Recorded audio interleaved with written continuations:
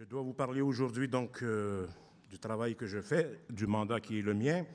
Depuis le début de mon mandat en juin dernier, j'ai eu la chance d'observer de près, comme vous le savez, l'engagement des métallos sur cette question qui est importante, la question du travail migrant, la question migratoire, c'est un enjeu d'importance dans l'actualité au Québec. Je vais le faire en guise de rappel, vous avez voté 2 résolutions importantes, les résolutions 13 et 18, qui tracent une voie qui est claire.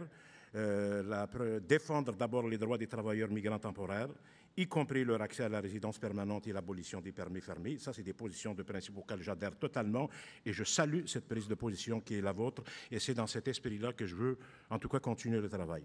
Vous avez également posé la question de la promotion de la francisation, mais vous l'avez toujours posée dans une perspective de participation citoyenne, également d'implication syndicale. La résolution numéro 13 faisait clairement référence au programme des travailleurs étrangers temporaires comme étant une forme d'esclavage moderne contemporain. Vous avez pu entendre parler de ça. Il y a un rapport qui a été fait cette année par un rapporteur important des Nations Unies, donc il n'est pas du tout exagéré de dire qu'il y a des formes contemporaines d'esclavage qui sont associées à ces permis fermés et à la philosophie de base de ces programmes-là.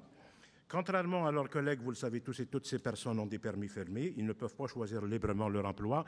Dominique Lemieux, dans de multiples prises de position qu'il a eu à faire dans les médias, il a toujours insisté sur la dimension esclavagiste, sur l'origine de ces... Quand on cherche à réfléchir un peu sur ces questions des permis fermés, les permis fermés, c'est du travail non libre, et le travail non libre dans l'histoire, il a une histoire bien longue, c'est l'histoire de l'esclavage. Les échanges qu'on a eus sur le terrain, en tout cas, c'est des échanges qui permettent de dresser un portrait un peu plus précis des enjeux auxquels ils font face. Le premier enjeu, je n'ai pas besoin de vous le rappeler, là je défonce une porte ouverte en vous disant ça, c'est la question des permis fermés. Donc ce qui s'avère important pour moi, pour la poursuite de mon travail, c'est une collaboration qui va s'avérer nécessaire.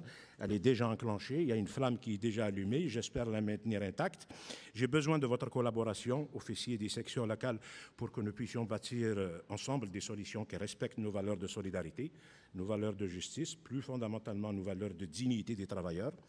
Je sais qu'il peut y avoir des hésitations à ouvrir la porte à un chargé de projet que vous ne connaissez pas sur ces questions, mais mon objectif, il est clair, c'est celui de travailler avec vous dans le respect de votre autonomie, dans le respect de vos priorités, mais je ne veux pas faire semblant de faire des visites sur le terrain, je veux que quelque chose en découle, parce que très souvent, dans le cadre de ces visites-là, il y a vraiment des attentes qui découlent des visites et les travailleurs s'attendent à ce que des suivis soient faits.